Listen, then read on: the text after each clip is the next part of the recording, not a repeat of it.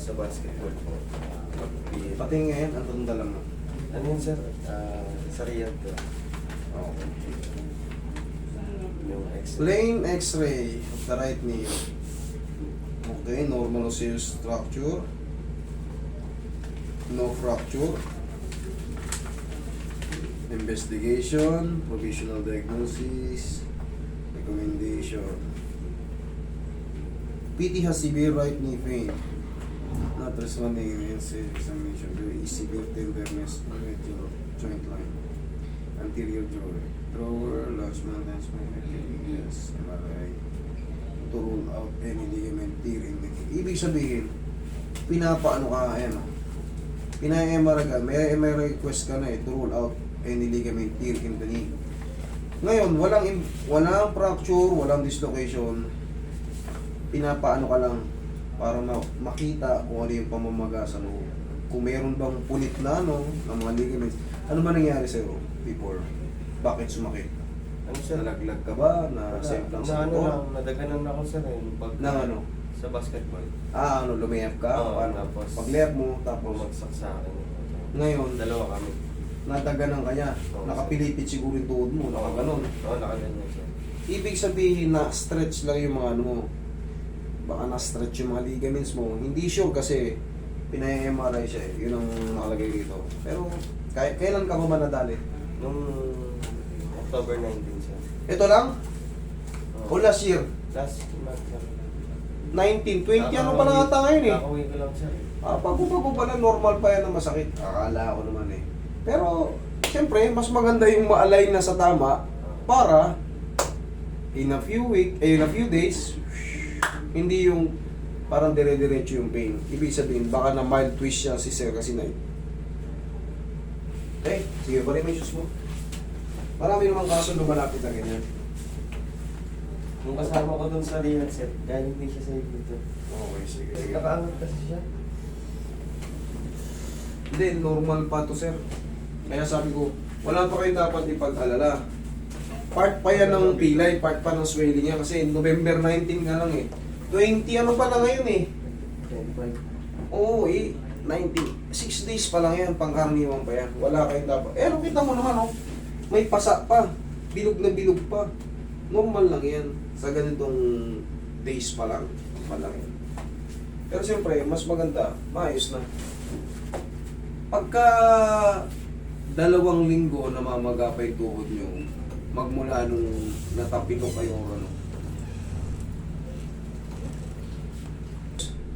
Halos hindi mo madiin yung daliri mo.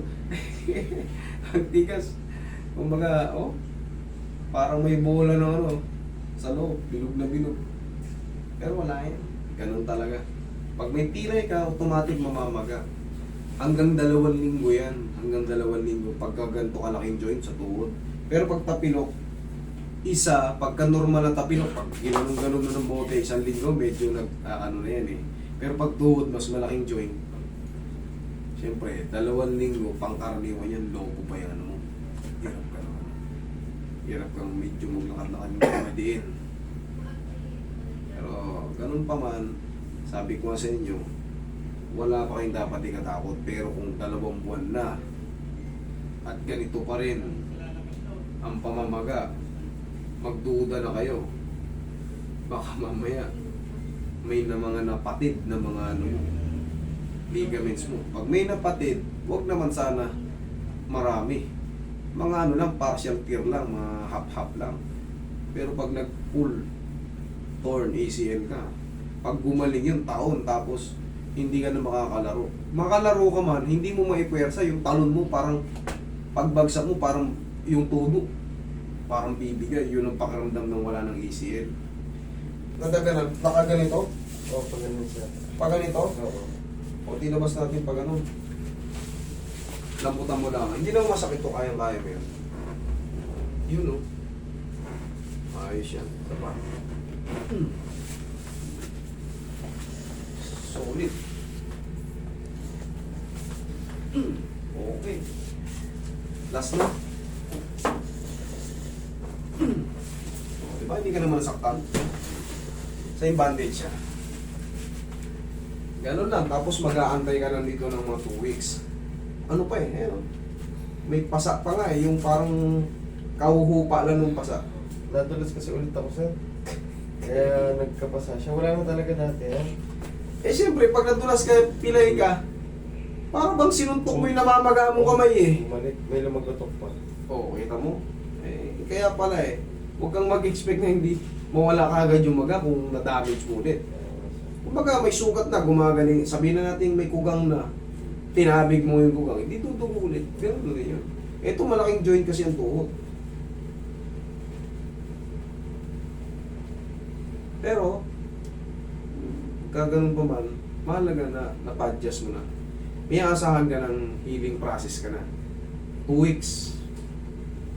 Upa na yan, maga na yan.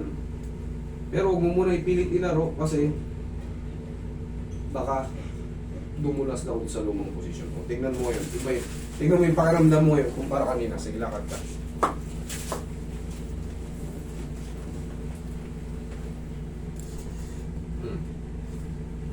Oh. Basta na siya, baka gumaan na po siya. Bakit? Kasi na-align eh. Ako na nakakatansya nun. Okay? Oo. Hayaan mo.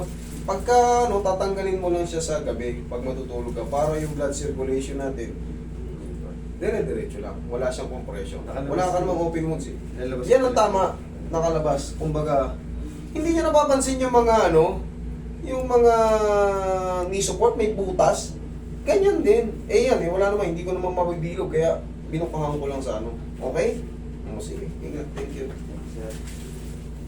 Masalama.